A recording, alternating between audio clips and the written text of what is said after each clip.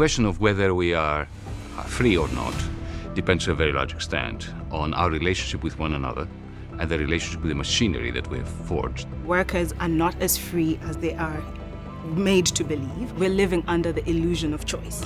The world we live in today is far more dynamic and innovative, far more saturated with technological progress than the world of feudalism that came before. In my opinion, today's workers are a very strange bunch. There is greater control over what they do. On the other hand, there is a greater promise of emancipation. Ultimately, it's a combination of both. Their perspectives will be explored and questioned in a Majlis-style debate, grounded in understanding and a search for truth. As today's question asks, are we becoming modern-day serfs? Now, watching over all of this will be a group of university students and recent graduates. I'm Imran Garda, and this is Doha Debates.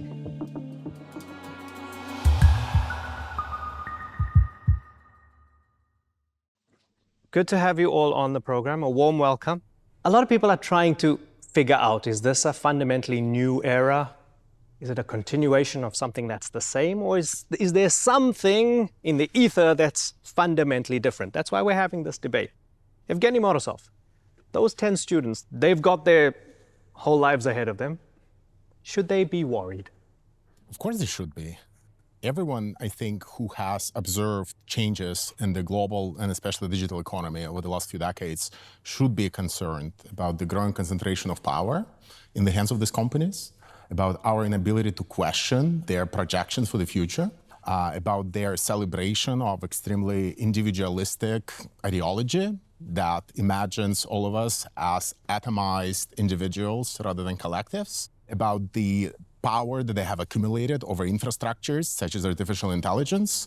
All of that, I think, merits quite serious concern, because we do know from history that corporations, in many cases backed by powerful nation states who enjoy so much power, do tend to abuse it. Is it because capitalism has ended, or is this an extension of capitalism? Yanis Varoufakis. It depends on how you define capitalism, but this is neither nor here.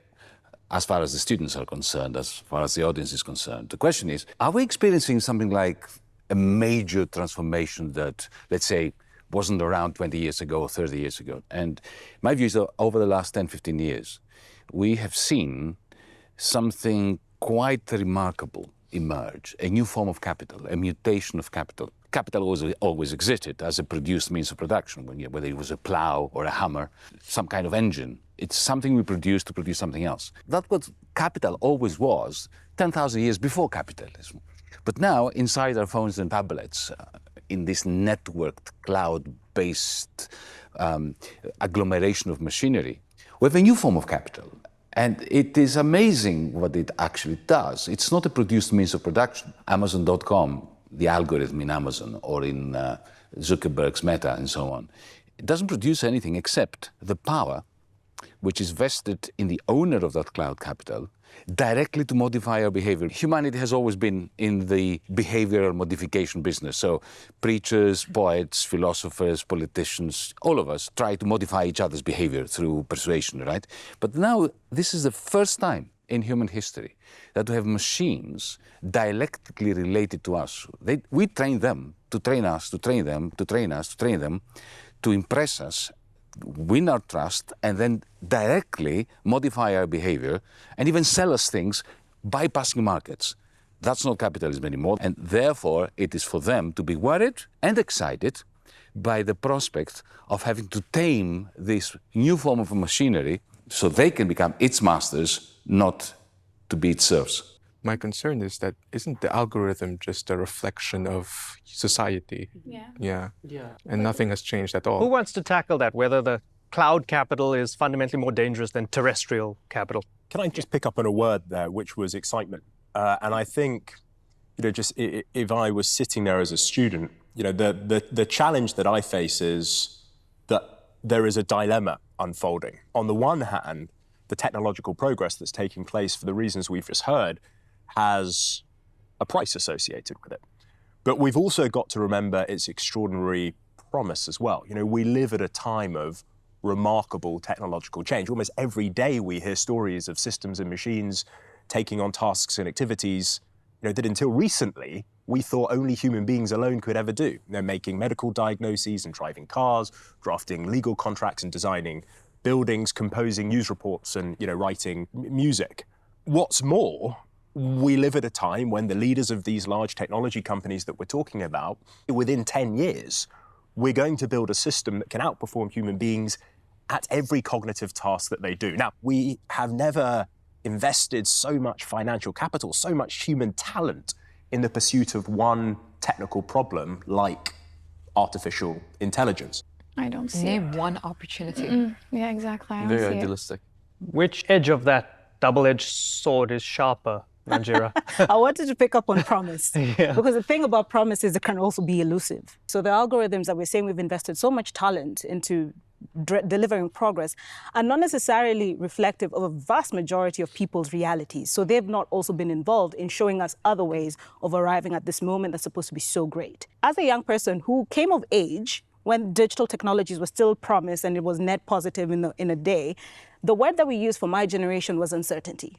That the world is presented with uncertainty. I do feel for the next generation it's precarity, because there will be these sometimes seemingly dichotomous views that, it's all great, it's going to unlock all the nice stuff, but we do see the risks. The challenge we do have today is that indeed global corporations are pushing themselves, asserting themselves in some of our realities, and sometimes we don't even have a say. It is still a continuity around when do we get to have self-determination. These are the nuances around which we should dive deeper into this conversation that could also offer the promise that Daniel is speaking about. I don't understand how the progress that he mentions is so good for our world. There are individuals out there who want to live in this delusional land that somehow everything's perfect and we should just learn to adapt and use this technology to create self-driving cars and stuff. And if we go by the meaning of his progress, because there's like different meanings of progress that I see.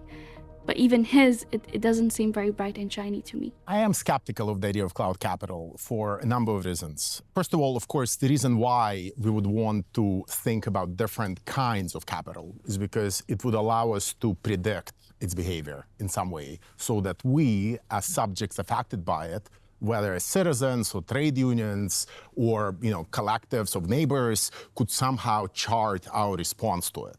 So the question then becomes, to what extent framing the activities of technology companies as cloud capital is productive? It projects a somewhat misleading, dematerialized view of these companies as operating through algorithms. No, it doesn't. It doesn't. Well, it's a metaphor. Cloud is a metaphor. It's a metaphor, but it's a wrong metaphor. I make very clear that it is totally material capital. It's optic fiber cables. Sure, but then why do you call it is server cloud? farms. I mean, it is machinery. Sure, it doesn't live in the cloud. For sure, it doesn't live in the cloud. Then why call it cloud capital? Yeah, but it's a metaphor. It's a well, metaphor. It's a totally material capital. So what's a better metaphor? It's a totally material capital. If you look at Amazon, they're investing like crazy in not just data centers, into retail but that's centers, completely consistent with my definition of cloud capital. Oh, he's not letting Now me we know talk. why they tell us not to fight. Well, Totally again, consistent. I'm trying to ask, what predictive value framing it as cloud serve? Does it train? Well, firstly, it's not Is only a coming out of it. What does calling it a cloud? Evgeny, How does it help a steam engine, to understand it as a produced means of production, is essential in order to understand its function. Predictively, then you move on to predict what effect the steam engine will have on society, whether it would bring about the industrial revolution. So what I'm saying about cloud capital is that it is a totally material thing. It lives not on the cloud, it lives on land, in the oceans, on the seabed, and its function is not to produce stuff or other machines, but to produce the power by which the capitalist has direct access to modifying our behavior. Something that once upon a time, Henry Ford didn't, because Henry Ford had to employ a clever advertiser to do it. Now, through the Amazon algorithm, through the meta algorithm, the machine itself engages in a relationship with you, and you train it to train it, and it's not just data extraction. Sure. That's why I go far beyond surveillance. You explained that well, and again, I challenge... Cloud capital is a reality. Glad we sorted that out. The fixation on the algorithm and the fixation on the user-consumer of the service, I think is misleading because it presents a snapshot of the digital economy. As it has been, maybe between the years 2004 and 2015, which was heavily oriented towards consumers, buying stuff, being shown ads. We know that in the case of Amazon and in the case of Google and many of these other companies, and increasingly most of the revenue and profits that they make comes from them selling services. Services to companies who do make stuff. That's true. Yeah. So if you look at Amazon, much of the revenue and profit that they actually make comes from them selling fulfillment services, delivery services, cloud services, which involves a lot of activities that companies need. Capitalism doesn't disappear. There were a lot of other companies in the pre-internet era, FedEx, UPS. Were they making any stuff? They weren't. Were they involved in the real economy of companies producing things? Sure. How is Amazon different? When Amazon allows people to ride on its infrastructure of fulfillment centers, of deliveries, of web servers, to manufacture, assemble, and distribute goods, how is it cloud capital? This is normal capitalism, which has existed all the time, with Amazon using all sorts of digital tools and platforms to make their business more efficient, but they're performing the same function as many of the other intermediaries, broken businesses and broken commerce across businesses have done across history. Well, can I offer another view on what might be different about this moment? To build the most capable technologies today requires three things. It requires huge amounts of processing power, huge amounts of data storage capability, and lots of talented engineers to design the algorithms behind these systems. Only do you see those three things in the largest technology companies that exist today. To develop the most powerful versions of these technologies requires a huge concentration of economic power in these large technology companies. I think in the 20th century, our main concern was with the economic power of large companies. I think in the 21st century, and I think we're sort of far more concerned with the political power of the large companies and the impact they have on things like liberty, democracy, social justice, and whether or not these things are under threat. And I actually think that this is an incorrect view of history.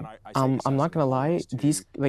I get what he's saying, but no, companies have always had a large amount of political power. I mean, let's literally think about the word banana republic for a minute. I think the challenge for us is not obvious to me that we have comparative frameworks for thinking about concentrations of political power and ways of intervening effectively to break it up if we see it in play. So is it a foregone conclusion that then, it has to be concentration of power? And I think of large language models here, for example. For all the concentration of resources, talent, and so on, they do not cover a majority of the languages spoken in the world today to make them useful in those contexts if they were going to dive into that. And we are seeing in the absence of representation or usefulness even of these large language models in numerous languages, people are finding resource-efficient ways to actually develop what are being called little language models or small language models that fly in the face of this idea that power must be concentrated in the hands of these corporations. We must give them all our data, we must give them all our history, all our knowledge, because that's the predetermined or foregone conclusion around how we do it. So I think there's a lot about our assumptions around how power, both economic and political, tend to operate in this moment that we must just keep an eye out for. Well, I need to challenge you. This differentiation you make between the economic and the political and liberty. Well, from where I'm coming from, intellectually and politically, the concentration of power that the second industrial revolution created with the network company, whether it was the Edison or the Ford Corporation, that's not different at all to what you're describing. The question of liberty, for those of us who come from a left-wing tradition, the idea of monopoly capital being consistent with liberty was always a joke. Henry Ford, just as much as Jeff Bezos, purchased newspapers, purchased politicians, convinced municipalities to rip out their tramways and to replace them with his buses. So that is not what is new. Where I find this exchange being very interesting is firstly the question of the dispersion of this cloud capital around the world, especially in the global south. And I think that the way in which it penetrates the global south is very interesting. But I just wanted to address Evgeny's point. Look, there's no doubt that it's dual use. So even in the final stages of feudalism, you had feudal lords that participated in capitalist markets. Similarly, take the example of Google, which you know very well. So there is a cloud capital version of the way in which the machine works. But at the same time, on YouTube, for instance, you have a subscription service, which is a pure capitalist enterprise. It sells a kind of service directly to producers, not through diverting their attention and manipulating their behavior. The question is Amazon, the cloud rents that it extracts, are these a substantial part of their turnover? And generally, if you look at the world economy today, what part of returns constitute a profit, which is the direct return on marketized and commodified services like AI, like OpenAI selling a subscription, and what part of it comes from cloud rents, that is extraction as a result of manipulating your behavior directly through cloud capital. Sure. That, and I think that you is an have empirical a issue. fundamental misunderstanding of how Amazon makes its money. Amazon makes most of its money by selling access to other companies to its fulfillment. But access to cloud capital services. No, Yanis, so you they live can in the do cloud that. if you really believe that. Pardon? That's not how they make their money. They make their money by But hang on a second. letting other companies tap Let's into not the turn this into a infrastructure. personal confrontation, because it's not right for the students.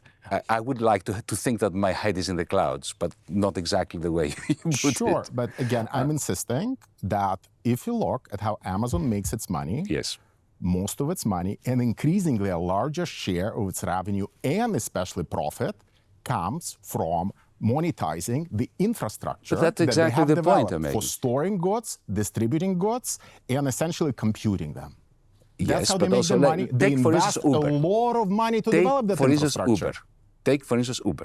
Take Uber. Uber hires part of AWS's cloud computing in order to create its own cloud capital. Sure. So the fact that Amazon makes money from Uber doesn't mean that it doesn't make money But from it doesn't make it cloud through rents. cloud capital. It is simply an Yanis. agglomeration Now, of different cloud capitalists working together to extract cloud rents. I did like the fact that they mentioned Amazon algorithm. I don't think I've heard anyone talk about it in detail on a platform, on an international platform. Usually experts shy away from speaking about it. I have my own startup. So this is like literally right there, right? Like when Yanis talks about cloud rents, I'm like, yes, I have been hit with that AWS bill so many times. Yanis, maybe is there fundamentally a difference between, say, an Amazon and, I don't know, a company like BlackRock? I think the answer is yes. Yanis objected to the idea that there's something new about the political power that these large technology companies have. And I think there is something new, because the sort of political power that Yanis was describing there is the sort of traditional political power of great chambers of states and politicians. What these technology companies also do is they shape the world that we see, who we interact with, the conversations that we have. They influence in a far broader way than any company might have done in the past. They take away the market. The kind of the social scaffolding on which we They all take operate away our the lives. market. But is it only the tech When companies? you are in That's- Amazon.com, Yes. for instance, you can't talk to other people. You have to you are mediated through the algorithm. But your question, I think, is easily answerable, and I don't think there is much room for controversy here. State Street, Vanguard, BlackRock, the typical case of financial capital. We've had financial capital since the beginning of capitalism. But that's not new. What is new is this particular machine which interacts directly with us, bypassing markets. Can I just, again, challenge that fundamentally? So you take a company like Uber that Yanis has brought up. For the first 10 or maybe even 12 years of its existence, Uber has been losing billions, despite the fact that it's so easy for them to extract cloud rent. I would venture to say that the reason why they have been losing money is because building a market, which is what they have done globally, is very expensive. You have to go subsidize the drivers. You have to go and put a lot of work into building a market, but they have done it. Can I agree with you with one word of exception? I agree entirely with you. They are capitalists. They have invested But markets massively. are not disappearing, Yanis. Markets are being created every day by these companies at huge expense. Can I finish my sentence? I take exactly your description of what Uber did, but I will replace one word. They didn't build a market. They built a cloud fiefdom in which they encase... But this is your terminology. Well, this is not terminology that my anyone sentence. uses, Let me Yanis. finish my sentence. It's semantics. It's It's not classicism. semantic. It is a fundamental difference. Fundamental difference. So what is a fiefdom? A fiefdom, in today's terms, is like a digital estate in which you have buyers and sellers, drivers and passengers in the case of Uber, but also other players with Uber Eats and so on. They are encased in there They do things with one another and pay rent, the cloud rent, to Uber. Uber didn't need to report them to the stock exchange, simply because it was based on the idea that, it would simply live off the process of the appreciation of its equity. This was its IPO. business model. They didn't have a publicly so I traded agree company. entirely in your description of what they did. But what I would say is they are creating a market-free zone in which customers and drivers, passengers and drivers, have none of the decentralized aspects of a market in there. They have to be matched through the algorithm of Uber. And this is what the great business model of Uber has been, Yanis, to create something which looks like a market, confuses us into thinking of it as a market, but is not a market. This is an artificially constructed theory. Well, that's what you think. I don't like Uber, I move to Lyft. What's the problem? Oh my God. In the Middle Ages, there was rivalry between fiefdoms. You could go from one fiefdom to another. Yeah. This is a very idealistic view of Middle Ages, Yanis. I'm sorry. That's not the Middle Ages. I just want to pick up on this because I was thinking about the moment we live in, and this might be what the word techno is doing in your techno-feudalism. I think of it as a world of competition, of innovation, of technological progress. Well, I'm sorry, but we don't live in a rapidly developing world. We live in a stagnating world. Big tech is developing very rapidly. So AI is developing very rapidly. But when you look at the things humanity truly needs, from green energy to green agriculture, we are stagnating. I disagree. I disagree. One last point we have to disagree fundamentally. On a bigger level, if techno-feudalism is not feudalism and cloud capital is not in the cloud, why use those terms? I mean, he's right. Like the words you use matter. Well, because you see, for the benefit of students out there and the general public, I think it's important to use words that are helpful in predicting the future and in understanding the present. Agreed. Can we move on from the semantics now? If you give me a moment, because we can get stuck in the definition of it for a long, long time, right? So I just want to move it up, because there was a particular word that was used, stagnation. And Nanjira, you tell me why the word stagnation elicited a response from you. I think of it as, I guess maybe for a second here, we get to look at what's happened in some parts of the global south. Yeah. The self-determination and all the promises of ideas like capitalism were supposed to also flow to these regions and didn't happen. So the stagnation that we have known is what seems the West is catching up to. Others are getting to realize that there has been that stagnation. And it's also of ideas, I must say. The idea that it must be concentrated power, the idea that it must, seek you first, all the land to put the data centers, and then the environmental aspects will be thought of. If the values that we say are supposed to govern this world, including even in innovation and so on and so forth, why then have we not been able to say that we can see, not even just decentralized, but different spheres of arriving at this moment? You find that the challenge is you have gone through the markers of success. You were told, go to school, get a degree, and it will open up this reality of these places to you. It is not universal, right? It's not universal. For them listening, is the game rigged? The game is rigged. I think they would agree that the game is rigged. Not only was the system rigged, when I was in corporate, it was also racist. I don't think people truly understand how bad it is until you've actually been in like a corporate firm. But again, I don't want to, it's not bad entirely, right? Like I don't think that you can't succeed. I do think that your efforts do play a role. However, when it comes to like the top executives, when it comes to like all the real decision maker, quite like they all look the same. And you will not find like people that look like me there. Quite frankly, you won't find a lot of women there either. And I think that is by design. And that's why I said promise was interesting, because it's sometimes also a mirage. And in my part of the world, I grew up seeing 2-3 generations waiting to build, also determine their part, even in their own regions. Forget about changing the rest of the world. I've got to pick you up on the idea that we live at a time of technological stagnation outside the world of AI. Thinking about students and their future, it's unfair to tell them that is the world that they live in, because to me it's just simply not the case. So let me give you... Should we lie to them? No, well, on the contrary, I think you're being disingenuous. It felt nice that they were constantly referencing us, and it was incredibly important for this debate especially, because we're talking about the world that we're going to inherit. I think this is one of the few times that people, like the panelists, have actually realized or recognized that, hey, there's students listening in on them, and like try and like hone the conversation towards something that's more enlightening, that's like more broad, and like encourages inquiry. Let's take the environmental setting. The best example of this is in renewable. You know, if you take a solar panel, go back to the 1970s, it's a tool of last resort. You're only going to use it in isolated lighthouses, outer space to generate electricity. Fast forward to today, and they're widespread. The cost of generating a watt of electricity has gone from about $100 in the 1970s to $0.50 per watt today. That's great. That is a story of technological progress. It's absolutely extraordinary. And it's the sort of thing that we should be firing up young people about and asking, well, okay, how do we redirect some of these extraordinarily powerful technologies that we're talking about in pursuit of other ends that we think are valuable and important, such as protecting the environment, such as reducing So let's inequality in clarify our society? disagreement, because I didn't disagree with anything you just said. We're in violent agreement. Okay. Yeah. What I am saying is that we're not actually applying it. So we I think, have yeah. the technological capacities now that are astonishing. Yeah. Astonishing.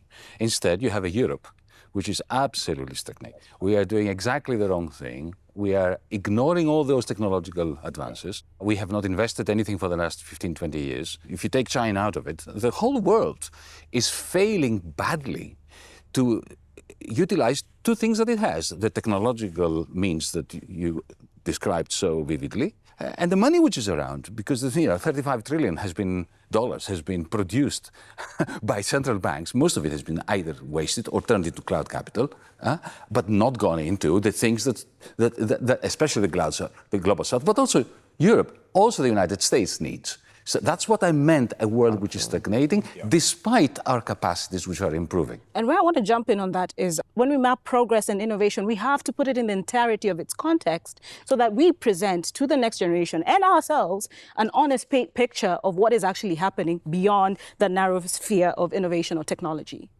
To the point of stagnation, Evgeny, where do you land on this issue of progress or stagnation, or is it a bit of both? Or does it depend? Look, progress, I don't think progress can be measured objectively in that sense. Yeah. I don't think that, what is progress for some countries is necessarily progress for others. The reason why I think it's helpful for us to let people have access to their own tools and infrastructures of imagining and conceptualizing and experimenting with the future is precisely to show how they can deviate from the program that's being preached to them from the global north. There is an assumption still dominant in many economic and policy circles that there is a certain straitjacket that every country has to wear to become civilized, or to become modernized, now we call it, to become digitized. We keep coming up with all these euphemisms, but ultimately all that those euphemisms mean is that they need to let capitalism in unconditionally to create something. It can be jobs, it can be ideas, it can be innovation. And in that sense, for me, the discussion about progress versus stagnation, it's obviously in the eye of the beholder. Yeah, and as we weigh this up, we've been speaking about governments and corporations, whether tech or otherwise, who enabled this power to these corporations in this day and age? I don't think that we should be looking at individuals. I think we should be looking at something deeper. The reason why capital is so powerful as a concept is because it overtakes the humans who are connected to it.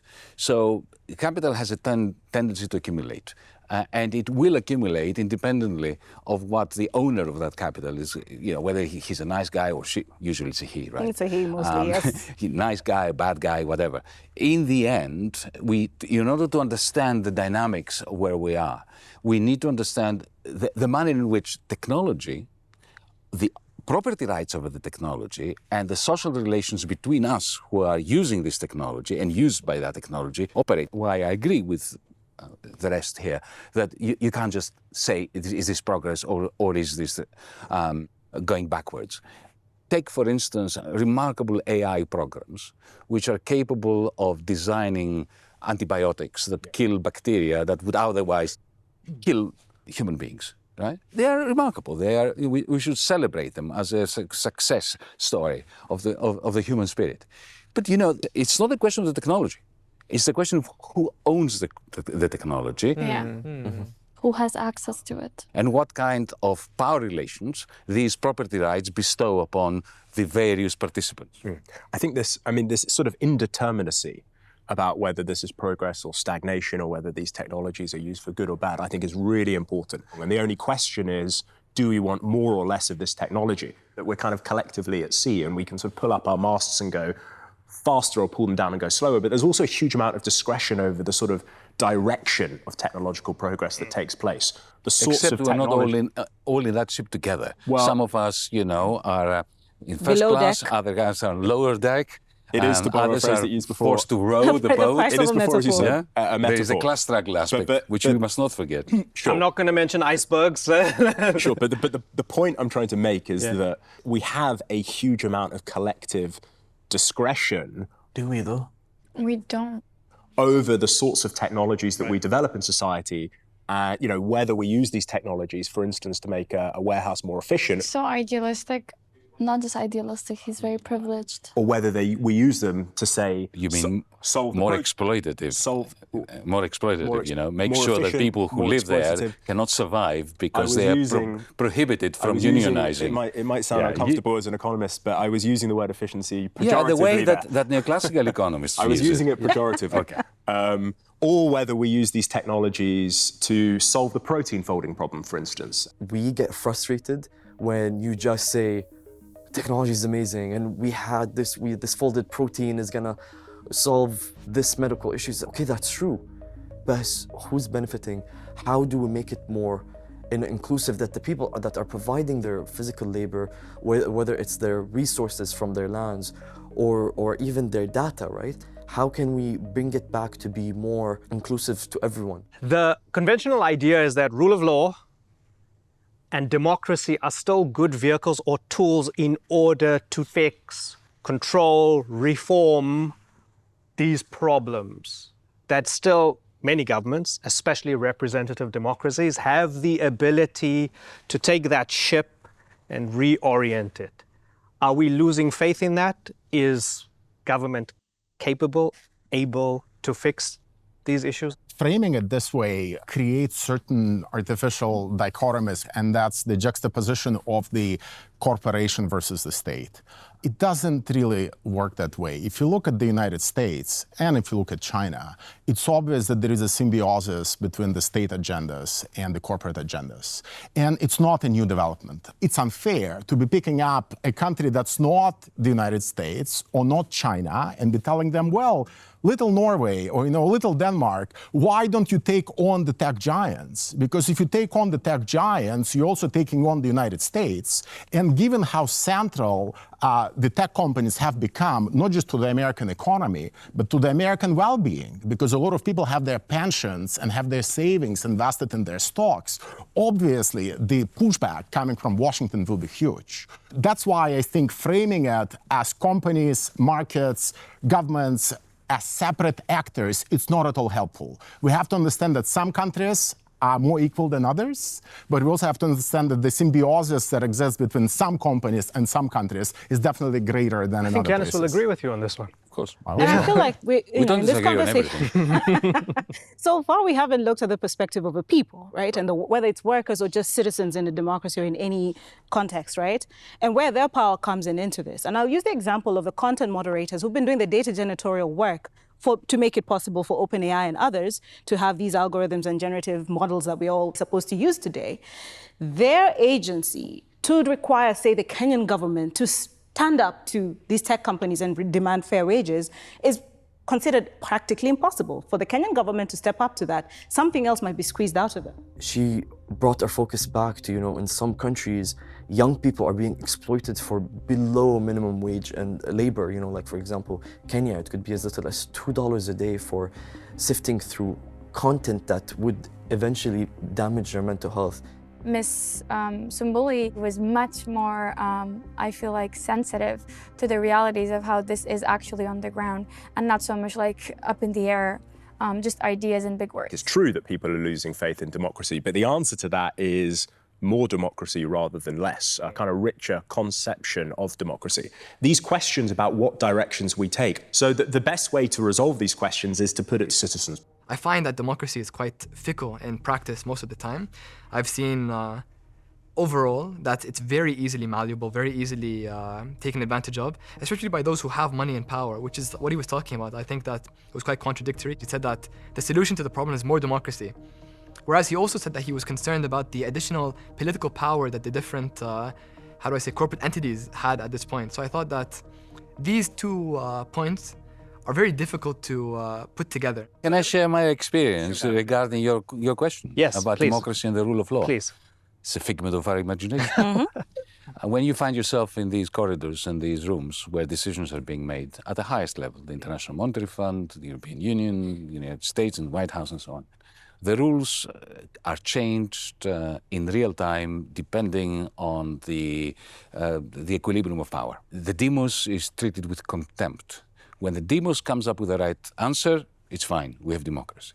When the demos in a referendum or in an election votes for something that the agglomeration of power doesn't want, it is completely overthrown, overturned. If I can contribute something from my experience is this. I found myself in the position of being the finance minister of the most bankrupt country in the middle of a pan-European bankruptcy, okay? So it wasn't a very good moment. But it was, because it was such a tense moment, it was quite revealing.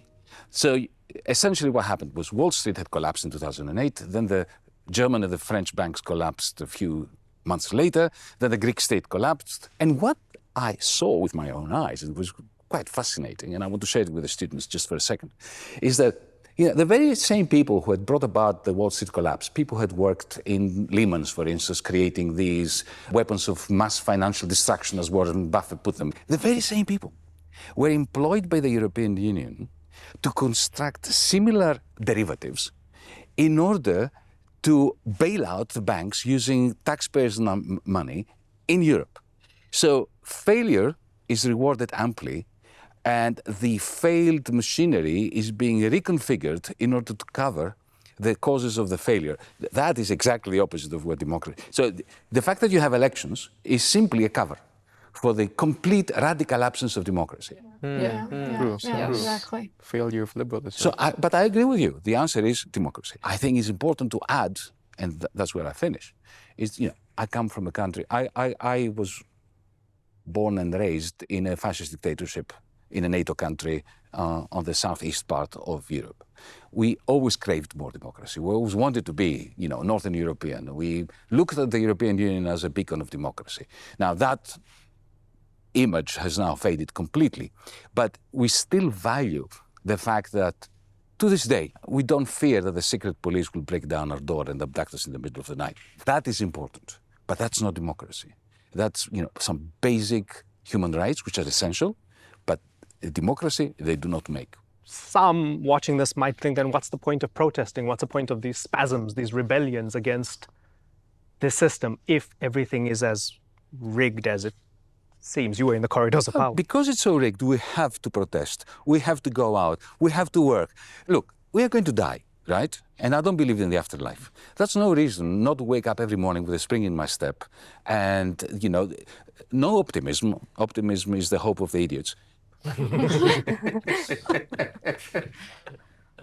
Thank you. With hope that we can get out there and make a difference. I don't want to sound like overly optimistic because, like Yanis said, optimism is hope for fools and all that. I do worry sometimes, but I think I am a strong believer in human resilience, the indomitable human spirit, as they say. And I think of this from a generational shift. On the continent of Africa, you keep hearing about the youthful population. What will it mean for them to be in power? The question of what happens the day after you've been from the streets and now you're in the boardroom, the new door has opened. And I think the questions now are, do we build new tables and how do you do that? Or do you bring more seats to the table? Because the question at the end of the day, whether it's from the technological front, the geopolitical aspect of it, is how do we actually change how power works? Because in all of this, in everything we've touched on so far, is one constant that power continues to evolve in its own way. What humans are for is a question that is being asked in the age of AI, which I find fascinating, brings in the question of what does that mean for a generation and a more youthful Earth, actually, as we're going, in many parts of the world. What does that mean? What are questions of power going to look like? Right? Are we talking of this on a planetary scale? Are we talking about this from the Eurocentric scale? So there's that perspective of what democracy has meant in places that blood, sweat, and tears have gone into making possible, that are always betrayed by these bigger interests. And today, that includes the tech companies and their interests, which go to land, go into resources, natural resources like water, critical minerals to power these technologies. And those decisions do affect what the people do decide, because if they resist, they're being killed.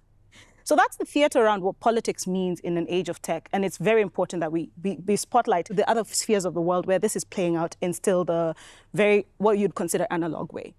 Can I just maybe build a little bit on that? Because the cynic in me, or maybe it's just the fact that I come from Belarus, I am a little bit skeptical of some of the things that Daniel has said, because, it's all fine to be celebrating the method, that we want to have more deliberative assemblies. But this fixation on method doesn't resolve the fundamental trade-offs and conflicts and very tough decisions that need to be confronted. And you can't hide from them in the rhetoric of making things more deliberative and more democratic. Because ultimately, if now the democratic deliberative assembly, let's say in Germany, agrees that we need to impose a 15% tax on big tech, and that would mostly be American big tech, we know what's going to happen. There will be a retaliation. German car companies will have to fold, and sooner or later, that decision will be reversed. And this is where politicians, intellectuals, political parties, trade unions, and others, they have become too complacent and too comfortable, at least in the global north, in not making those trade-offs clear, because those trade-offs are real. I think Evgeny is right. The question of ownership. I'll give you an example. When I resigned the ministry in July of 2015, one of the reasons I would have to sign on the dotted line on the agreement that was coming from the European Union that the tax office of the Greek Republic should become independent. But I knew what they meant, and it's what happened. Do you know that now the Greek government does not have ownership of the data of our tax office? You know where it is? AWS. Wow. The Greek tax data is stored with Amazon. Oh, wow. And the Greek Minister of Finance, the Greek Prime Minister, the Greek President, has absolutely no way of telling who can actually press a button. And therefore, the government of the Republic of Greece loses access to its own tax system. That's crazy, actually. The deliberative process is essential, but unless it can come to decisions like, for instance, take back control of our data, of our tax office data, then it means nothing. Okay, so to the point of work, to the point of dignity, to the point of meaning, to the point of what are humans for? Is this the world that we've created in terms of meaning? We have lost sight of what it means for the people and what it has meant for labor. Or the value of work. You spoke about content moderators earlier. You will speak of generative AI as this, thing. November 2022, it launched and the world was changed. But was at the cost of Kenyan workers and young Africans who were shipped in from various parts of the continent, including through what they claim to be duplicitous job advertisements, to scour through the scum of the internet to make it possible for that to happen. And when they unionize today and request the Kenyan government or any African government to step up and hold these companies to account, there's nothing there for them. Where we start to analyze any of these technological progresses or when they enter new markets, in Africa, when they speak about it, it's going to revolutionize. And you're like, what is this revolution exactly about? We miss out. So narratives do really matter. And I think what we're facing and what I suspect the students will ask is, where's the narrative about where they feature in all of this? I really appreciated when she said, wait a minute, hold on, progress by whose standards, who's defining what the progress is. If a lot of countries were not colonized, they would be able to come up with their own definitions. And I feel like she really brought in the different perspective. I think sometimes that relationship between work and meaning is overstated. The truth is that in many cases, people do not get a sense of meaning and purpose from their work. If they could get their income from elsewhere and choose not to work, they would. The challenge of technology in the labour market isn't simply about the quantity of work, it's also about the quality of work. If we take seriously the idea that technology might not simply degrade the quality of work, but also the quantity of work, that there just might not be enough good jobs out there for people to do, then I think how we collectively respond to that challenge depends not simply upon the economic challenge of how we share our income in society if we can't rely upon work, but also this far more difficult challenge about, well, how do we provide meaning and purpose in a world where work isn't available to sit at the center of people's lives? Why does it have to be at the center? I have never heard anyone from my generation say work is fulfillment or I get fulfillment through work. It's out of need. It's to earn money and not just one job, but multiple jobs. A lot of people are more obsessed with their jobs. For example, like myself, I find myself sneaking in that I'm a medical student or a future surgeon, etc. Into every conversation. For me, myself, I view my work as more so as It's a part of who I am. Work for me definitely is more about like just earning money and not necessarily finding meaning in the work. But at the same time, I also recognize people do find meaning in the work, and that is absolutely fine for them. Let's do one final round of everybody else here chiming in on that final point, and then we'll wrap this section of the discussion. Daniel? Sure. So let me respond to Evgeny and try and make a case for capitalism. For 300,000 years, human life was essentially stagnant. So whether you were, a hunter-gatherer working away in the Stone Age or a laborer working away in, feudal times just before the start of the Industrial Revolution, although your lives would have differed in lots of respects, fundamentally from an economic point of view, it would have been remarkably similar, a sort of relentless, unforgiving struggle for subsistence. And that only really changes a few hundred years ago with the Industrial Revolution in Britain. It's the first time in human history we see economic growth that's both significant and sustained. As if some long kind of pent-up productive power is finally unleashed. The only way in which we were able to unleash that productive power was through capitalism. It was through the market, it was through private property. So the slave trade had no role to play in this? Or the enclosures, for instance? No, I don't think those are serious explanations for the start of modern economic growth. That's a bigger conversation, but no. The question is, can we redirect capitalism? Can we channel flourishing, the sort of flourishing that you want, in the capitalism that we have? Or do you need another entirely different system to enable that capitalism? My argument would be it's only through capitalism that we can both nurture and direct that flourishing. Isn't it a theological flourishing. position? I mean, there is no empirical ground to believe that. It's some kind of it's a theological position, like you can believe or not believe in God. I'd say it's a philosophical position rather than a theological one. No, I think it's the whole, again, I did speak about seeing the whole picture because that first industrial revolution is at the cost of my generational situation of stagnation, because it did disrupt what we had and what would have been our own paths, even if, especially on the continent of Africa. And we cannot delineate the two, because even today when people call for a capitalist revolution in Africa, which the Economist did at the start of this year, it sounds ridiculous because even our ideas of capital have not been allowed to flourish on their own terms. So these interlinkages, I would absolutely say that we have to add the addendum that capitalism unleashed during the first industrial revolution was at the cost of slavery, was the cost of disruption. And that is something that we're struggling with and contending with today. Capitalism for thee, but was not capitalism for me. Right.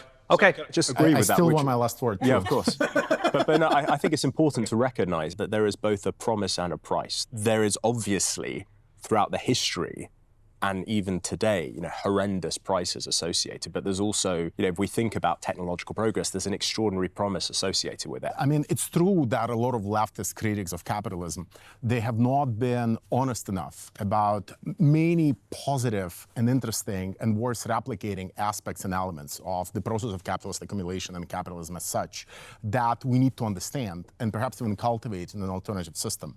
But for me, it's obvious that there are obvious limits to capitalism. Capitalism recognizes me as a subject in only 2 or 3 identities: as an entrepreneur, as a consumer, as an investor. I don't exist in any other identity for capitalism. I don't exist as a parent. I don't exist as a neighbor. I don't exist as a citizen. All of those become secondary. Or as a biological being that needs to breathe. Which also means that all of the acts of creativity and innovation that can undertake in those identities don't exist and don't get valorized. So for me, the only way to be creative and to feel really at the top of my game is to be an entrepreneur. I go and I found a startup.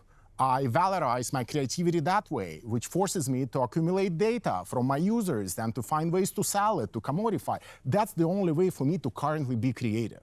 So we can recognize all of the accomplishments that capitalism has delivered, but we can also understand its limits. And right now, digital technology, in opening up at least the visibility of other ways of being creative in the world, shows the limitations of capitalism as well.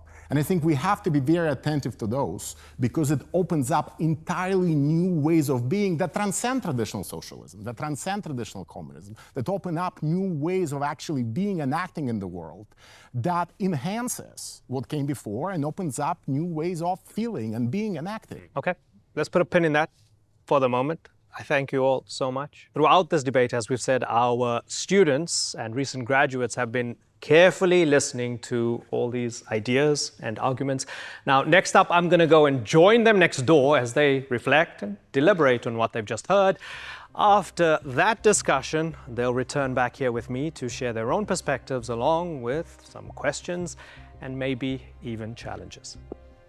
I believe 100% we live in a techno-feudal world. It affects all of us. But also this is like one of those rare topics where it's like, you know, like there's so much that's unknown. We can't even explain how dangerous it is to live in a world like this.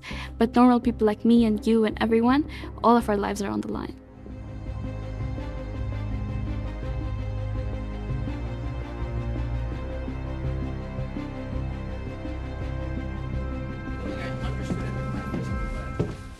Hi, guys. Passionately discussing the conversation. Good to see you all again. Mudassir, what did we miss in that conversation? So what we were really missing in that conversation was the lived experience of people. We talked a lot about politics, we talked a lot about innovation. What was missing was the lived experience. How do people under the techno-feudalism or hyper-capitalism, however you want to define it, how do they actually feel? What are the sort of decisions they make because of the realities they're facing, right? Like, oh, can they speak up out of fear of losing their jobs? Do things they said on Twitter as a 13-year-old matter for their prospects, or like economic prosperity, or like even like social prosperity? Like, I think that lived experience element was really missing from the debate so far, and I'd love to see more of that come in. I think one of the big things that sort of the debate was touching on, which was sort of, I think, some of the overarching failures of capitalism or liberal democracy today. And, Professor Varoufakis kind of was touching on this. There is a reality that actually, like, we don't really have a say over how the economy works, right? Our economy is not democratic. And so I think that's really the heart of what we're talking about. Democracy, just like the state, is a process, right? It's not just a thing, right? It's enacted. And personally, I can't think of any better way to enact democracy as a process than to make it part of our daily economic life. When you go to work, the very concept of democracy is integrated into how you live your life, unlike the way it is today, where we kind of separate politics and economics, where it's like, politics is the thing that we can have input in, but economics is left up to these private individuals, when in reality, like, that's the thing that impacts us the most. That's our daily life when we go to work. Why don't we have a say over that? I think that as a historical materialist, I agree actually with Dr. Varoufakis that the state and this, like, the economic system are in cahoots together. I recently graduated from Georgetown, and the reason why I decided to pursue a degree in international relations and politics is that I wanted to become a politician someday, because I wanted the prospect of having like a room to create change. As my education goes on further, I started to lose faith in the political system. And I started adopting these views that you could never really change the political system, and whatever change must come from the bottom. As such, I decided to become an academic and try to change ways through teaching, through cultural methods. Would it be fair to say that those youths who would like to have a career in politics for change, are they taking away that agency from them? Especially with the genocide in Gaza, for example, it's important to have another voice in that room when decisions are being made. And I feel like Dr. Varoufakis was a bit unfair in characterizing the state and the economy together. I think that what was missing from the debate as a whole, I think, was the question of, do we have neo-serfs right now? And I think if you look actually down at the general population, most people consider the way they're living as kind of like a neo-serf, if not even worse, right?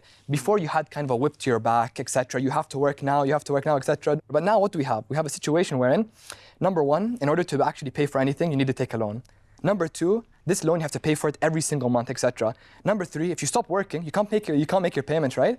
So now, you're going to be taken and you're going to be thrown into prison, right? Are we really living lives that different from the feudal serfs? Or is it just that we've changed kind of like the terminology that we're using, right? Rather than someone actually forcing us, we've actually just had a change in the vibes of our slavery, rather than an actual change in the slavery, right? Yeah, I think the bottom line is there's a concentration of power. That power is concentrated among certain individuals or certain corporations, right?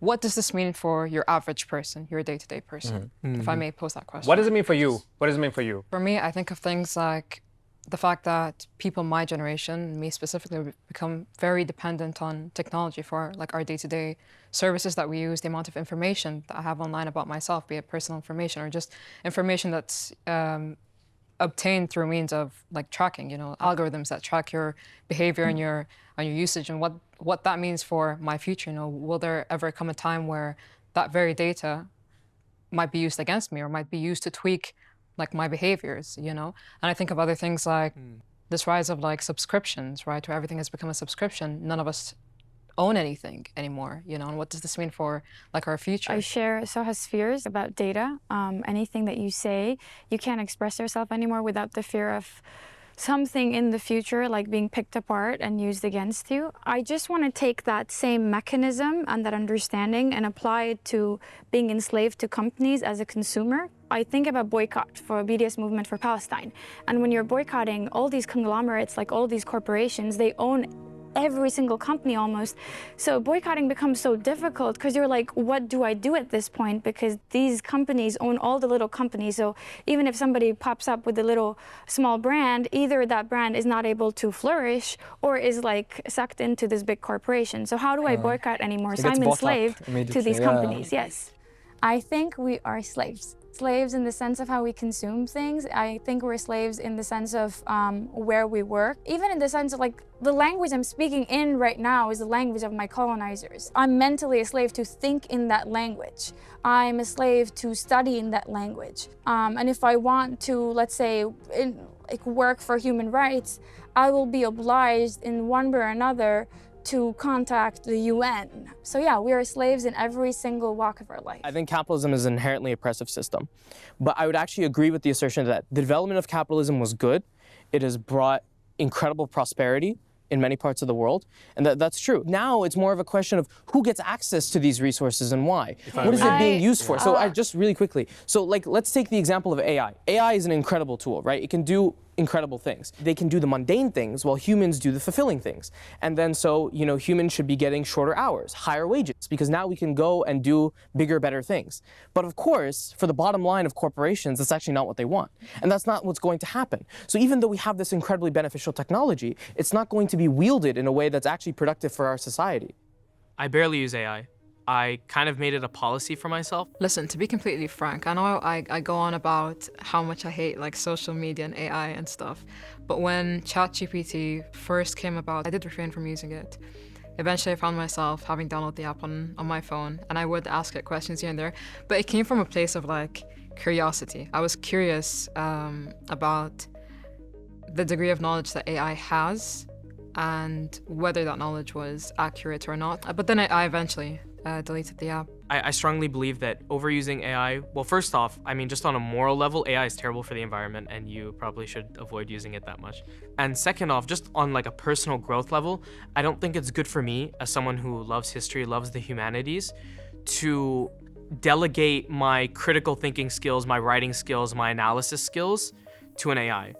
If I can't do that, then like what's even the point of being in this field? I feel like we're losing our sense of self altogether. Our sense of self belongs to these private companies right now. Okay, to give you a personal example, when I open Safari, it says that, we prevented 121 trackers from profiling you. And what's happening is they're taking the data as capital and then they're profiling us. So what happens is they sell it to, like, for example, advertisement companies or like political consultant who look at our data and then see what kind of political messaging is this person susceptible to, right? So I feel like our sense of self is being degraded and our ideas are kind of being, influenced by corporate interests altogether. I don't necessarily believe that all technological advancements is bad. Like, there was a time where intellectual property was shared, where the public can contribute and build off technology. But now what's happening is we're seeing innovation actually being stifled, right? These companies are hoarding an unfathomable amount of data.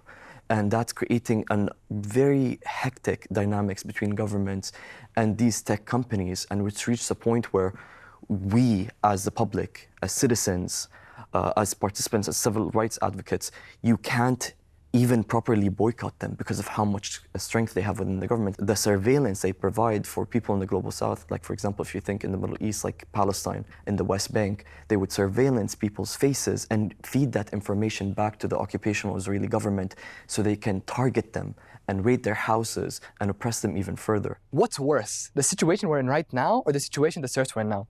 Think of the serf. The serf is working perhaps 6 to 8 months a year. He's farming, then he can go home, he has his family, he's living on the land, etc. Us, we have unprecedented amounts of greed within our society. We don't even have 1 second where we're not generating profit for our overlords, right? But his life expectancy was also 35. Okay, yeah, but still. But like the situation we're currently in, despite all the luxuries we have, despite everything that we have to our disposal, you don't have 1 second to yourself. Every single time you go onto a website, they're profiting from you. Every single day of the week, you have to be working. You have to pay for everything yourself. You think you're free. However, these are all shackles on you, right? Like every single one of these things is a shackle. Your rent, your this, your that. My perspective is that capitalism is actually healthy. However, I really do believe that some things within a country should be right. As a Qatari citizen, you have the freedom to be able to do your business, to be able to do anything you want. However, as a Qatari citizen, you have the right to land because this is your country. At the end of the day, right? You have the right to electricity, even like in terms of food, right? That the government will be able to subsidize you. All these things, I believe, if you're living on the land, you're a contributing person, they should be right. They should be something that you are owed by living, by existing, etc. The problem with this is, ironically, Hamid attributes all of these, terrible features to techno-feudalism or neo-feudalism or whatever we want to call it. But the reality is that almost all of these features existed far before any of this technology was ever invented, right? I mean, he's describing the alienation of labor. Hamid, you're a Marxist and you don't know it yet. I was just about to say. And so I think that's kind of what we're getting at is that, and this is kind of one of my problems with the term. Although I don't think, for example, that Dr. Varoufakis intended for this, but I think sometimes it kind of feels like an escape route. It's saying, it's not capitalism. There's like this new aberration of capitalism that's not real capitalism. We need to reshift to real, better capitalism. But I would argue that's not possible, right? This is what capitalism naturally results in. Capitalism has provided you with a level of material comfort that would be impossible in a communist state. Free market is the best for quality of life. However, what we need is checks and balances. And I don't think the majority of reasonable people understand that a socialist society, etc., is unfeasible within the modern world. Everyone's greedy. Everyone wants to make money. There will always be people who will take advantage of whatever system you create. However, there needs to be checks and balances in order to ensure that people are not abused. They're not taken advantage of. Because human beings are just motivated by monetary gain?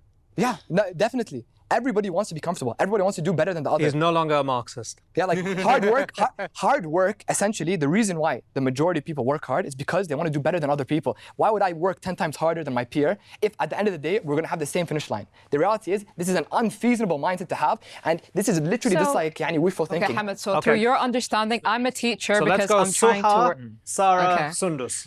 So I'm a teacher, right? Who's my competition? Who am I trying to outperform? Your personal perspective is not like a representative of the entire population. The entire population. I'm a human being at the end of the day, contributing to the economy, right? I'm talking about societally. I'm talking about as I'm part of society. More importantly, I'm talking about as a trend. The majority of people, when they're working, they want to be compensated for their work at a rate that is contingent with their effort, right? The majority of people, why don't they go into education? Like, for example, a lot of the best and brightest, why do they not choose to go into education? Because it has not been made profitable, right? Why do a lot of people go into, for example, medicine, etc.? Because it has been made profitable. That's why you have the highest GPAs, etc., choosing these fields that have the highest career, the highest career potential. I graduated with first class honors from British University, and I still chose to go into education. But you're an exception to the rule rather than the actual rule itself. I don't know if I'd agree with that. Yeah, so it's just a question I wanted to pose to him. I don't think human beings are necessarily driven by monetary gain or wanting to outperform other people. I think some of us have more noble reasons to be in this. Okay. Definitely. Sarah? She can go first. Okay. I think the examples that you give support the argument that Amir has been making that it literally just exploits certain people for the gain of certain people. So when you talk about competition, yes, of course, when you're working hard, you want a certain thing, yes, but so do other people. But deciding that this is more valuable, this is not more valuable, also decides what is not as valuable and who will earn less than you. So when you say that capitalism is good, I don't think capitalism is good. Because when we don't have an egalitarian society, you are taking away from people. So I just want to highlight that when you say capitalism as good. egalitarian. And the examples that you use, it overlooks the people who are not benefiting from it. So you just have to pay attention even to the examples that you have used, that while the locals can benefit in most of Gulf, a lot of other people that have been brought out from their countries are being exploited. What happens to them? Even this form of exploitation that you're talking about is beneficial for the people. They want to have the opportunity to leave the country to make more money. For example, if there is sufficient regulation in order to prevent their exploitation, prevent them from being become slaves, etc. This is a mutually beneficial relationship within a capitalist society. This is the reality. They need the money. They want to leave. It's not beneficial mutually, not at all. I'm not necessarily sure that human beings are only motivated by greed. I think human beings are extremely multifaceted. But I do think that there are and always will be people that take advantage of the system. So the question is then, how do we make a system that is so robust? My hope for everyone here is to take up entrepreneurship and to build your own company and become your own CEO and maybe, employee and trying to find a way to change the world. I know, but because you can be your own CEO. I love what John said, about politics and trying to change the world. And I was into that. I'm super into changing the world. But I realized that the only way to actually change the world is through the economy, which is one of the strongest ways. I'll just say this, Wahid, you and I are both IT students, right? And when you become an entrepreneur, I would assume in an IT or a non-IT, like a company, whatever, still have to rent cloud. That's true. Wahid made a comment about being an entrepreneur, but it's just not possible to live without giving up some of your morals or just being on the street, I guess. And that's where you have to do a cost-benefit analysis. And for me, it would have to be on the street, to be honest. But maybe that's because I'm speaking from a place of privilege and I haven't actually done that. I think that's why I resonate with Dr. Sambuli. Dr. Sambuli's idea of questioning progression in of itself, What does progression mean for different parts of the world, right? She also, maybe not verbatim, but touches on this idea of degrowth. Do we have to accelerate economic growth to this extent? I'm quite sure we can all go back home and name at least 20 things we've purchased that we don't need, So much of what we own are things that I don't think really hold any meaning to us on a day-to-day basis. Can I name 20 things that I purchased that I don't need? Absolutely. I cannot name 20 things that I've purchased that I don't need because I'm a conscious consumer and everything I buy with intentionality. This was a really cool thing that I bought, so I don't regret buying it, but I did not need to buy it. It's like a crescent lamp. It's just when my room's off, it's just like a glowing crescent. To be honest, I bought a bunch of books on topics that I'm interested in, but I know I'm almost never gonna get to them. And I have 20 of those books, so I'm gonna consider that my 20 right there. And I think she also brings this idea of decentralization, especially with technology. Why is all of the power concentrated to a set number of individuals or corporations? Why is that power, why is knowledge not decentralized? Why are, for example, academic papers behind paywalls? You start to unpack things like this. This also ties into the idea of sort of regulation. Why don't we just regulate capitalism and make it better? Thank you. And I think part of the issue is the sort of the straight up supply chain. The bottom line of these companies. Lots of people want to emulate sort of European-style social democracies. Why don't we just be like Norway? Why don't we just be like Sweden? Because at the end of the day, if Indonesia decided that they wanted to have strict regulations on labor, then all these companies would pack up and leave Indonesia the next day. The whole capitalist supply chain relies on somebody being on the bottom. It relies on these deregulated, poorer countries to produce this cheap labor so that they can sell these goods to the global north, to the core of the empire. Very important to have accountability, and I think that's the biggest issue here, right? You have factors from, the West, everywhere from the United States to the EU, somehow believe that countries in the global South aren't being progressive or aren't doing the right things. People, especially those graduates like me who are just starting out, we need to realize that we can do a lot more things. We need to realize that even though we could say that we're powerless or we don't have a joystick for power or anything like that, I think there's a lot we could do in the workplace. There's a lot we could do in changing ourselves.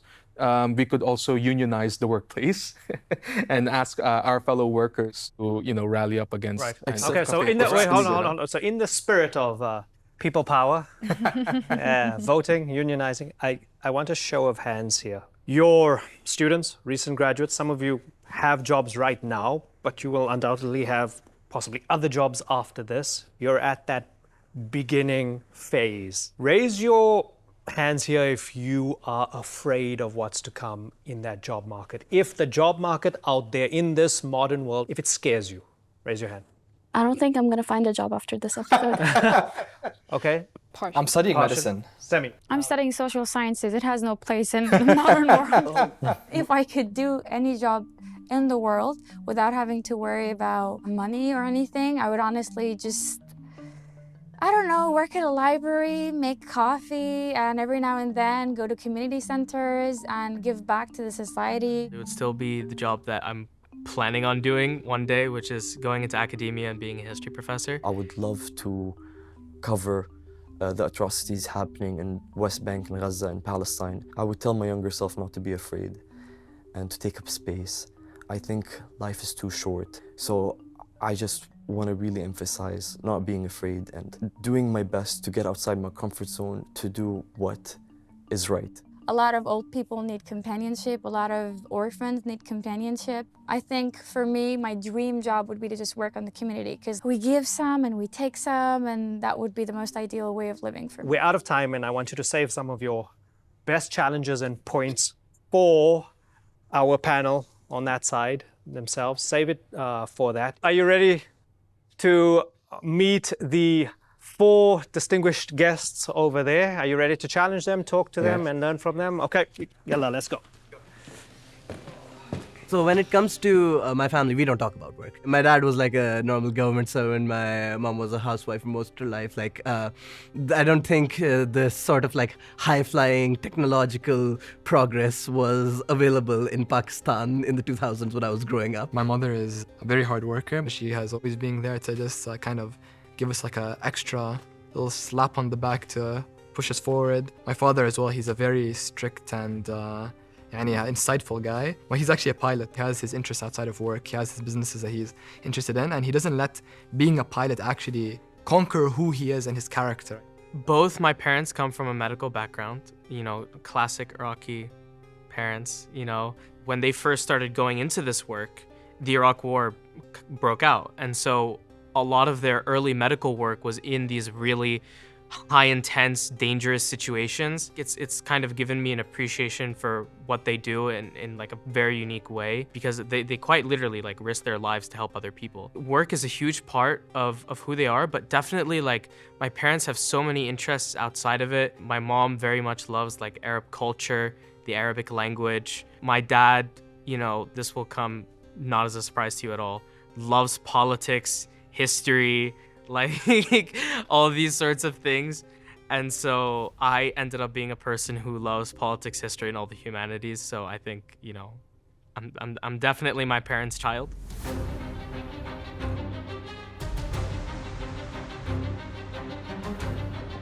Okay. This is the moment of truth. Like that. You're really gonna like it. Okay, welcome everybody. We've got our students and recent graduates. Just to let our guests know, what I did is I got a show of hands on that side, and I asked them who was afraid of what was ahead in the workplace and entering the workforce, or even going up the ladder in the workforce. And the vast majority raised their hands. Whoever raised their hands, you want to just raise your hands again just to show, right? Okay, so we don't have to talk about, okay, there was a shui there over there. But so Yanis, what then is the solution for them as they enter this world of neo-feudalism? Not neo-feudalism. I don't believe in neo-feudalism. I call it techno-feudalism. Because he wrote the book called Techno-Feudalism. Yes, well, because I don't believe that we've gone back. This system, whatever we call it, what's the solution? What is the solution to the problems we're facing today, let's say, right? Okay. Well, firstly, a stiff upper lip. You will need it. These are tough times. You can see that even in Silicon Valley, 10 years ago, anybody who got a job at Google loved it. And they entered an environment which was full of ping pong tables and massage parlors and all that. Now you have very strict proletarization of work and discontent. You have Google going from do no harm to participating actively in the military industrial complex without any consultation, of course, of the workforce. You have financial companies that are doing immense amount of damage by using the brightest of people. But it seems to me that you talked about economic agency and about your concern as to whether you will be agents when you work for some corporation or wherever it is that you work. So the answer to that is economic democracy, which is exactly the opposite of the capitalist structure, where you have as many votes in the shareholders meeting as the dollars you can muster in order to buy the shares. Well, I think whatever system it is that you're in, don't be afraid of being anti-systemic. And I think ultimately we're living through times of crisis, but those are arguably the best times to be anti-systemic because the system is caught off guard. In addition, I do think that artificial intelligence, to some extent, even as it exists now with all its limitations, it's opening up all sorts of possibilities that the capitalists and the owners of the system have not been prepared for. They have not designed it carefully, nor have they rolled out this AI under any kind of meaningful control, which can create problems, and it has, and it leads to discrimination and a lot of other problems. But it also opens up opportunities, not just in terms of action, but also in terms of rhetoric. I don't think that the traditional capitalist argument that the market is the only way to organize society can actually hold if you take artificial intelligence on board seriously. There are all sorts of ways to challenge the system that I think you shouldn't be afraid of exploring, and the system is actually far more fragile than it appears to be. I actually have a question for Dr. Susskind. When we talk about climate change, the most pressing issue of our time, we're thinking about not technology, I would argue. I mean, we have the technology to make a green transition, but the question is, are we going to do it? And so we've been sitting around kind of begging these corporations, please transition. I'll give you subsidies. I'll do this, I'll do that. And, we're kind of betting our futures on them. We're dealing with an economic system that relies on infinite growth, but living on a finite planet. Why would the solution not then, Dr. Varoufakis said, the idea of having a democratic economy, right? Why not kind of have, people run their workplaces? I think there is a sense that many parents have, and I speak as a parent of 3 kids, that it's not given that the future my children will inherit will be better than my own. And that's quite a dangerous situation you have when people lose faith in the future. There is still a sense in which we live in a moment in time which is incomparable in many ways to the moment that almost all of our ancestors lived, almost the entire span of human history. And I think it's important to keep that in mind. But I also think it's right that something feels off now. But my view, quite firmly, is not that means we ought to, throw out capitalism. So he's saying reform, not revolution. What we ought to do the question is you were use... asked, yes. The question you were asked was, why can't we imagine, why can't you imagine, because it was addressed to you, a situation where every employee has 1 share and 1 vote? And keep the markets as they are, for instance. Why do you need to stick to the dictatorship? The dictatorial structure, where effectively shares are purchased by the people who can actually outbid everybody else. In general, I am in favor of greater participation. Participation. 1 share, 1 employee, 1 vote. I was responding to a different observation. That's the idea. That was a question, I understand. But there was a really important observation there, which drives a lot of the pessimism and a lot of the negativity about the state of the world that we're in. And I was just saying it's important to keep in mind the full story of human history. Well, that we live in a remarkable I agree. moment. Like the development of capitalism was, it was a positive development. And you know what? You agree with Karl Marx. Like Indeed. he also Absolutely. thinks that the first 4 pages of the manifesto. I think we can recognize that, okay, we've made all these developments now, but like I said, the problems in those times were we didn't really have the resources, right? But that's not the problem that we have today, is it, though? We have all these resources. It's not like we're poor. Humanity is incredibly rich. But it's a question of who's getting the resources, There are extraordinary numbers of people around the world who live in extreme poverty, even because the wealth is being hoarded, not because the wealth is not there. Because if we map who those are and what their history in that trajectory that you're speaking of is, it is about extraction of resources. It's extraction of what they could have determined for themselves to be accumulated elsewhere, and maybe some scraps will come back to them. But even say for Africa, I love to say it's not a poor continent, it's a mismanaged one. This is impoverishment at this point, to your point, because we have the knowledge, we have the resources, we have know-how, everything, but that the fact that the status quo remains and gets worse is a function of impoverishing. So they're not people who are yet to join the family of the They wealthy. know, exactly. If resources were still left on their ground, in their soil or whatever else, they probably would have found other ways to also expropriate them. And I think we have to be a little bit more, scrutinize a little bit more the idea that simply by the virtue of democratizing established institutions and structures in the global north, we're automatically going to eradicate problems like imperialism, colonialism, and extraction. Capitalism is rapidly changing, rapidly evolving, but it's a question of evolving how. Is this going to hurt us? Is this going to help us? And all this development for who? World GDP is increasing, but it sure doesn't feel like the world is getting any better. We find that the use of data, especially the data that is collected by these like almost proverbial techno-feudalists within the United States and the other Western countries, currently being used for, like, I would say, political persecution, right? Like if you look at Trump's America, only speaking out, for example, against a genocide that is going on between, like, right in front of their eyes. And for this reason, you're going to withhold from them, for example, withhold from them income, withhold from them the ability to get education. You're going to withhold from them free movement within their own country. I find that us right now, we have maybe even less freedom than the feudalists of before, right? Now we have a policing of thought, a policing of almost every facet of our life that is unprecedented. The environment that we live in right now, everything you say, every step you take, you're worried of the consequences of that. If the people at the top are on the wrong side of history, you have no choice but to sit with them, right? Or you can lose your wages, you can lose your future, etc. We're also seeing the increasing, sort of attacks on academia, on intellectuals, on freedom of speech. We have student visas that are being revoked, right? International visas, because certain students are not having stances that align with the status quo.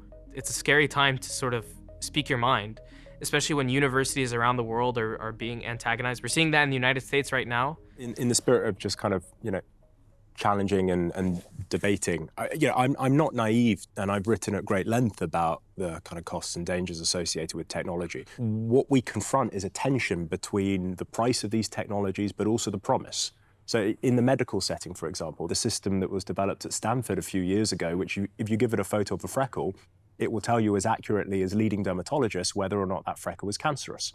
So that's now a system that can give anybody with a smartphone access to the kind of medical expertise that in the past would have required a prohibitively expensive consultation. One of the great promises of the new generative systems that are available, that they offer access. Well, it appears to be something that's rainbows and sunshines. It actually just is made to galvanize capitalism. They don't care about actually giving us any benefits. They just care about extracting as much as possible from us. I need to interject on this. We should neither emphasize the cons nor underemphasize the pros. But we shouldn't take away from the sense that I gather from you folks of the rise of fear. Yeah. The rise of fear, which is absolutely rational, because it's the subconscious fear as well. I was highly struck over the last decade by the manner in which these platforms have changed the way in which young people relate to themselves. Mm.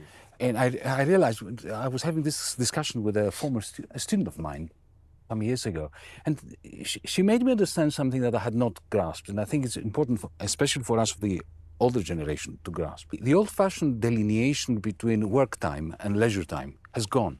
And it has gone because youngsters now know that when they apply for a job that they want, then the whole social media history is going to be trolled, and it will be surveyed, and it will be studied, probably by AI. So, which means that if they're, tweeting something or putting something up uploading something on TikTok or Instagram in the middle of the night, subconsciously they know that what they are doing there may have an impact 10 years down the road on whether they get a job or not. So they're curating themselves. So that's a loss of autonomy, even in your own bed, just before you fall asleep. Dr. Yanis, I just wanted to add to your point, about the people currently employed now. But if we actually look at today's world as a young person, it's so hard for me to be optimistic, is because a lot of these workers are trading in their freedom for convenience. But we've seen the workers who took a stance, like for example, for Palestine, right, against the Israeli genocide of Palestinians,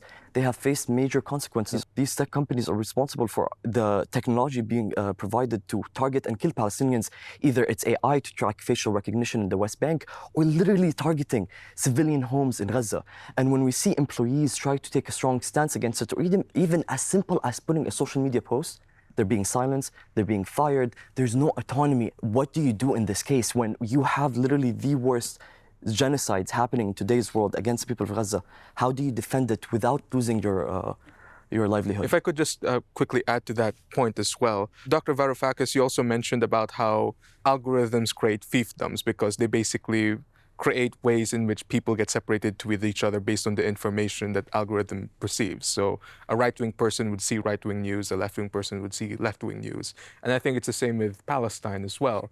There are certain knowledges that have been privileged by the algorithm, while other knowledges have just been completely kept out, right? So my question, to just tie it in with Tamim's point, is how do we beat that algorithm? And is there a way to produce alternative social media platforms other than what the feudal lords have already given us? Here I will agree with people who say, well, the situation we're facing today is not that different to the situation we faced in the past. There were tyrannies, forever.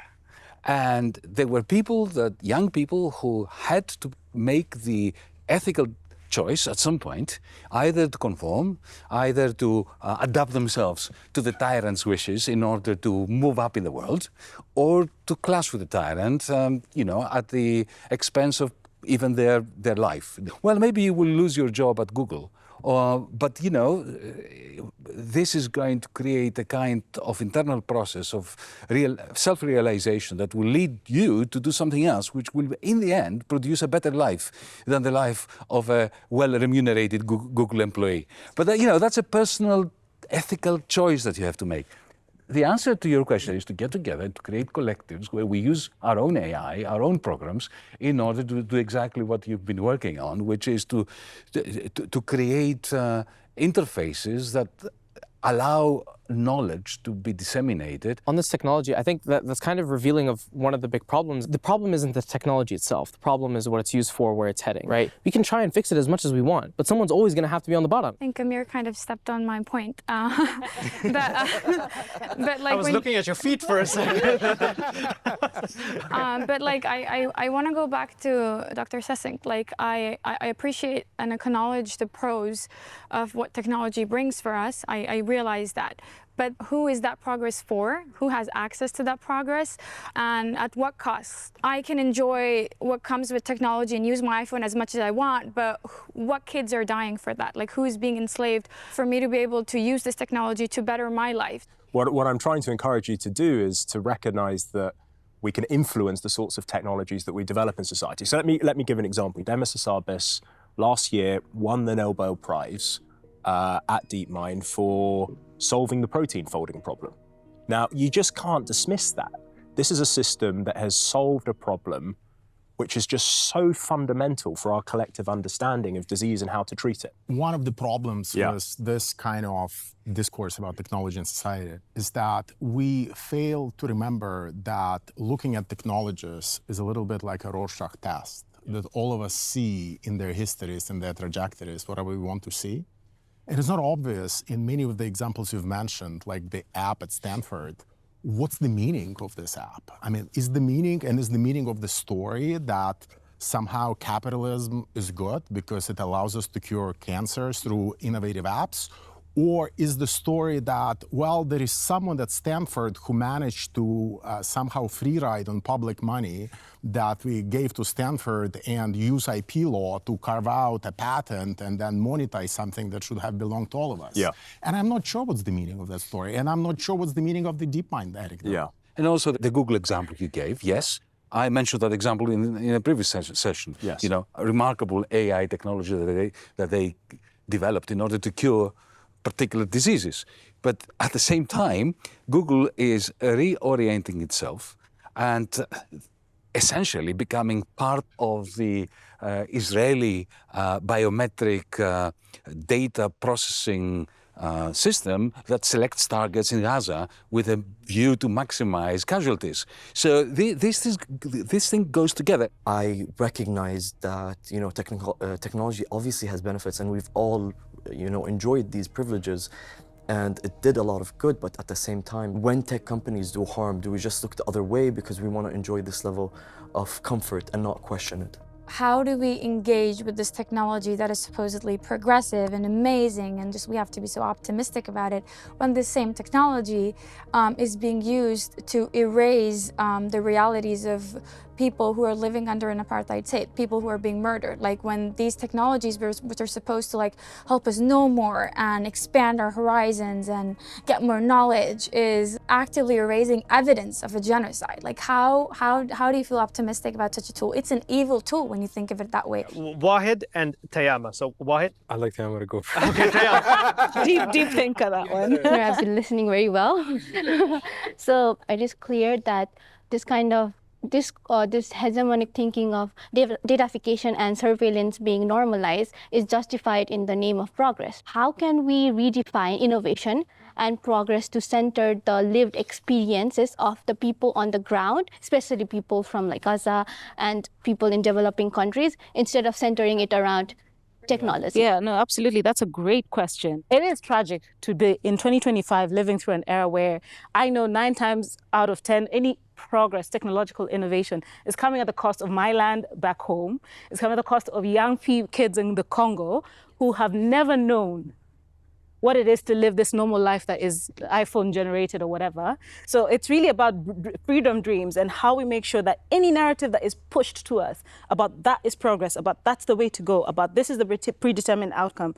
It's almost the daily resistance to say, but what's the hidden side of it? Because that will allow us to start injecting necessary friction. That friction that really allows us to accommodate a lot more is what helps us to get away from that hegemonic idea that this is a predetermined outcome. There's one thing I noticed is that in every system, there's good actors and there's bad actors. From what I've seen, it tends to be the case that there's always bad actors, and how bad they are is way more than the good that we're having. And when it comes to bad actors, it doesn't make sense to me how our society has accepted them in a way, and also how the idea of us helping these big tech companies boost their badness in a way is so confusing to me. And I wonder what's your opinion on this. Boost the badness sounds so cool. On the continent of Africa, young people have been told, well, there are no jobs, but the multinationals have the contracts and all the good fast rights, so to speak. So go ye forth and entrepreneur, which is like a wilderness that you're sent out to, which absolutely you probably can come up with the ideas. But the system that enables that to actually then exist matters. So if, for example, there isn't spending power because people have been coerced, say, by this unholy marriage between a state and a big tech player, even in a developing context, where are you going to get your customers from? Right? Let's say you've gone and built the different infrastructure, you've bootstrapped, you've decentralized. There are some realities that sometimes these half-baked narratives have led us to very bad policy outcomes and have caused a lot of distrust. There are really unholy marriages that are happening between, again, power in private and public hands that even usurp the entire will of a people or bigger constituencies, despite what they think is possible and different. And I think that's a challenge of our time, even on a generational scale. One of the things that really did resonate with me was the whole feeling that there is nothing out you for in the world. I do think that that is a reality for many people's lived experiences, and I think that's a part of the debate that was extremely important to bring in. And again, she doesn't necessarily dismiss the rise of AI, but it's more about how do we kind of allow more people to benefit, essentially. I want to take the conversation to an element of self-reflection here in terms of all of us. What is all of this system, whatever we call it, what is it doing to human dignity? Let me honor your question. Thank you, and I appreciate it. If they become CEO, not of Amazon, because we know that position is taken, but some corporation like that. I'm sorry to disappoint, but I will say that if you reach that position, then that's it. Your ethical life is over. Because, Marx has a fantastic paragraph somewhere buried in Das Kapital. He's actually quite sympathetic to the capitalist who, has, even if he's a good person, if he doesn't squeeze the living daylights out of the proletariat that he employs, then he will go bankrupt and he'll become like them. This is why I never worked for a private company. It was the project of my life to escape capitalism, to create a little sort of cocoon, and that's why I became an academic. Like, academia is really one of the few places where your job doesn't kind of alienate you that much. I mean, I'm still motivated in the sense that for every bad thing happening in the world, academia is kind of one of the few more escapable places. This is John Carlos. John Carlos is a Georgetown grad. He said he wanted to become a politician, and while he was studying, he realized that politics is not the way to make change. As a I am former... the last person to give advice on how to become a successful politician, because my political career, my ministerial career, lasted 5.5 months, right? Because a very exciting 5.5 months, and I'm very, very pleased I did it, and I'm very, very pleased that I resigned. If you're going to go into politics, do it in the way you take the garbage out at night. It's a dirty job. Somebody has to do it. If you start enjoying it, go to therapy. Listen, this is the final lap of the program.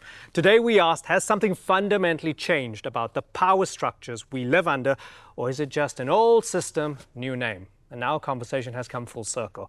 Now, speakers, you have shared your vision, you've listened to each other, and you've heard your ideas echoed, questioned, and reimagined by the next generation. Now, we want to sort of close this by getting some takeaways from our guests, and start with Evgeny. What was it like to interact with the students and recent grads? Anything stand out for you? I was actually very much encouraged by the degree of critical thinking and I guess discontent with the current system we're living in. So that has given me hope. Where I guess I probably diverge from the mainstream interpretation that I've heard is that I do think that there is a danger of othering, if you will, the time that we're living in as somehow being exceptional. And that's why, I fundamentally disagree with the techno-feudalism thesis.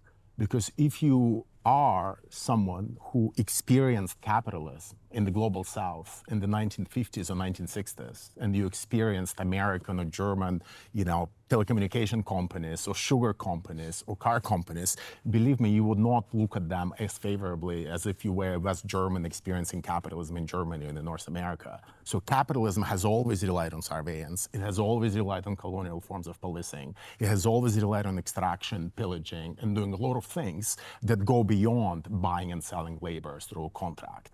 And I think we have to understand that a lot of our theories of capitalism, unfortunately, still come from the global north. And they do exclude a lot of these experiential dimensions. And that's why I think that the ultimate danger of framing it as a techno-feudalist paradigm is that it ends up whitewashing capitalism, which does have a lot of scenes, and we should not forget that they exist. Nanjira?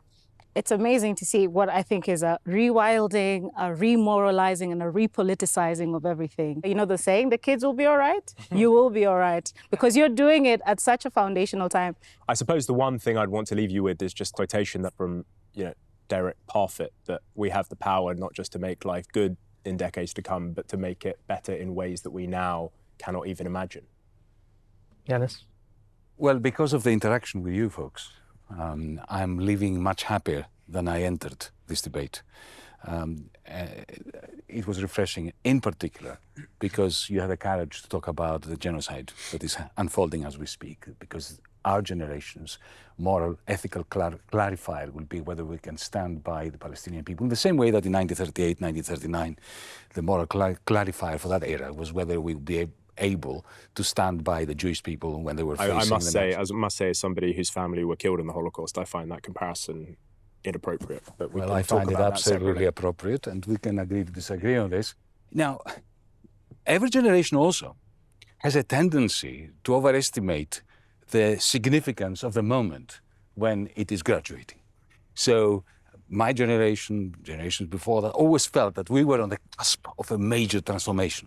But occasionally, there comes a generation which is on the cusp of a major transformation. And I do believe that having machines that talk to one another and which are directly in a dialectical interface with us, bypassing the marketplace, that marks out a very special moment in history. As far as you're concerned, your generation, this is not a deterministic path which you have to walk. Everything could be different, and I cannot think of a more revolutionary sentence than that. Everything could be different. I'm very grateful to all of you for joining us. It's been fascinating. That brings us to the end of this episode of Doha Debates. Thank you to our speakers, our students, and of course all of you for watching and listening. We have explored bold ideas, we've challenged assumptions, we've opened up some space for understanding and maybe even continuing disagreement, but we've done it with respect and curiosity at the center, and I appreciate that from all of you here. But the conversation does not end here. Now, it's your turn. What do you think? You can share your thoughts, your questions, or your perspectives. We're listening. Thank you, everybody. Thank you. Daniel, thank you so much. I appreciate it. What happens to us? I have no idea. I'm very worried about the future. When I think of the future, I actually don't know what to think of. I feel like it's a black hole. I don't know where I'm going. I'm worried about the future. I think that we're living in a world that is becoming increasingly less free. I think that the majority of people are having to give up a lot of their morals and their actual beliefs in order to be able to be successful within the corporate industry. I don't worry about the future because it's like, why worry about something that's not here, right? You know what I mean? Like, why? Why worry? Just live life. It's fine. Best case scenario, we have more leisure time. We're spending time on the island, writing poetry, taking in music, living a more communal life. Worst case scenarios is we become slaves to the robots. Yeah, which sounds a bit morbid, my bad. If I watch this in like 25 years' time, I'm so sorry. But yeah, either or. There might be a middle ground, who knows?